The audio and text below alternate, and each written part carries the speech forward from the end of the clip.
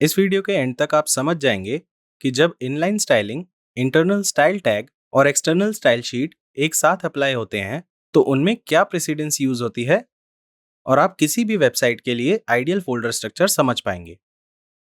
पिछले वीडियो में हमने 3 स्टाइलिंग मेथड्स के बारे में पढ़ा था। चलिए अब देखते हैं कि अगर हम इन सारे स्टाइलिंग मेथड्स को एक साथ किसी वेब पेज पर अप्लाई करेंगे तो प्रेसिडेंस कैसे अप्लाई होगा। इसका मतलब है कि देखते हैं कि स्टाइलिंग किस ऑर्डर में एग्जीक्यूट होगी। ये हमारा HTML कोड है जिसमें हमने तीनों स्टाइलिंग मेथड्स को एक साथ अप्लाई किया है और ये एक्सटर्नल स्टाइल शीट का कॉरेस्पॉन्डिंग कोड है। ब्राउजर HTML को top to bottom, element by element render करना स्टार्ट करेगा। हमने पहले एक्सप्लेन किया था कि हेड टैग में कुछ एडिशनल इंफॉर्मेशन होती है जो वेब पेज का डायरेक्ट पार्ट नहीं होती है, तो ब्राउजर HTML को बॉडी टैग से रेंडर करना स्टार्ट करता है। H1 टैग के लिए ब्राउजर को इनलाइन स्टाइलिंग और इंटरनल स्टाइल टैग में कुछ नहीं मिलता है, तो H1 टैग के लिए CSS फाइल में मेंशन स्टाइल्स अप्लाई हो जाएंगे विदाउट एनी कॉन्फ्लिक्ट। ब्राउजर फिर फर्स्ट P टैग पर जाएगा जिसके लिए उसे कोई इनलाइन स्टाइलिंग नहीं मिलेगी, पर इंटरनल स्टाइल टैग और एक्सटर्नल CSS फाइल दोनों में ही P टैग के लिए स्टाइल्स मेंशन्ड है। यहाँ पर हम देख सकते हैं कि लिंक टैग जिसमें CSS फाइल इंक्लूडेड है वो स्टाइल टैग से पहले मेंशन किया गया है। इसका मतलब है कि सबसे पहले CSS फाइल में मेंशन स्टाइलिंग पहले P टैग पे अप्लाई होगी और फिर इंटरनल स्टाइल टैग में मेंशन स्टाइलिंग अप्लाई होगी। तो पहले CSS से पैराग्राफ का टेक्स्ट कलर रेड पे चेंज होगा, बैकग्राउंड कलर स्काई ब्लू पे चेंज होगा और फॉन्ट साइज 14 पिक्सल्स होंगी। फिर इंटरनल स्टाइल टैग से पैराग्राफ का टेक्स्ट कलर और बैकग्राउंड कलर दोनों ओवरराइड हो जाएंगे, तो अब टेक्स्ट कलर ब्लैक और बैकग्राउंड कलर पिंक पे चेंज हो जाएगा, पर फॉन्ट साइज चेंज नहीं होगा क्योंकि वो स्टाइल टैग में मेंशन नहीं है।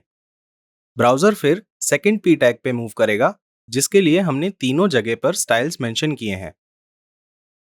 यहां पर भी लिंक टैग पहले इंक्लूड होगा, तो पहले CSS फाइल से स्टाइलिंग अप्लाई होगी और फिर इंटरनल स्टाइल टैग से स्टाइलिंग अप्लाई होगी और फिर इनलाइन स्टाइलिंग दोनों इंटरनल स्टाइल टैग और एक्सटर्नल स्टाइल शीट को ओवरराइड कर देगी।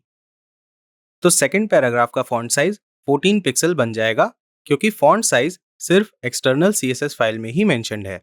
Background colour turns pink and text colour turns brown. Brown colour inline styling से होगा क्योंकि वो बाकी स्टाइलिंग को ओवरराइड कर देगा। तो सम अप करने के लिए हम कह सकते हैं ब्राउजर HTML डॉक्यूमेंट को top to bottom, element by element render करता है। नेक्स्ट, इंटरनल स्टाइल टैग या एक्सटर्नल CSS में जो भी पहले HTML कोड में मेंशन्ड होगा वो पहले अप्लाई होगा और फिर दूसरा अप्लाई होगा।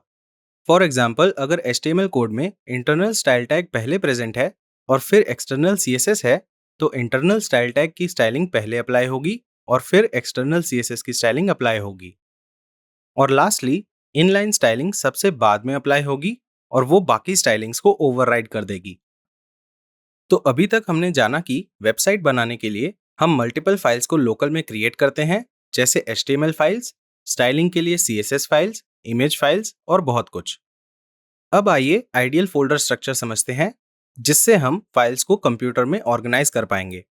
एज वेब डेवलपर्स आप सेवरल वेबसाइट्स पर एक साथ काम करेंगे, तो लोकल में हम हर वेबसाइट के लिए एक सेपरेट फोल्डर क्रिएट करेंगे। हम इन फोल्डर्स का नेम वेबसाइट नेम के हिसाब से रख सकते हैं। मैंने यहाँ पर प्रोजेक्ट नेम यूज किया है। हर एक फोल्डर एक सेपरेट प्रोजेक्ट की तरह एक्ट करेगा। अब इस प्रोजेक्ट फोल्डर के अंदर हमारे पास इमेजेस के लिए सेपरेट फोल्डर है, एक फोल्डर है CSS फाइल्स के लिए, एक फोल्डर है जावास्क्रिप्ट के लिए और सारी HTML और PHP files directly project folder के अंदर प्लेस होंगी। Don't worry right now about the JavaScript files and PHP files, हम इन्हें ट्रेनिंग में बाद में कवर करेंगे। अभी के लिए मैं चाहता हूं कि आप फोल्डर स्ट्रक्चर को समझें और देखें कि वेरियस फाइल्स लोकली कैसे प्लेस्ड होती हैं।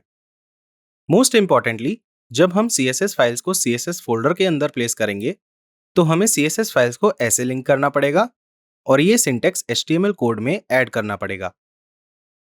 नेक्स्ट एक एक्सरसाइज है। मेक श्योर कि आप ये एक्सरसाइज कंप्लीट करें क्योंकि क्विज और मॉड्यूल टेस्ट में इस पर बेस्ड क्वेश्चंस हो सकते हैं।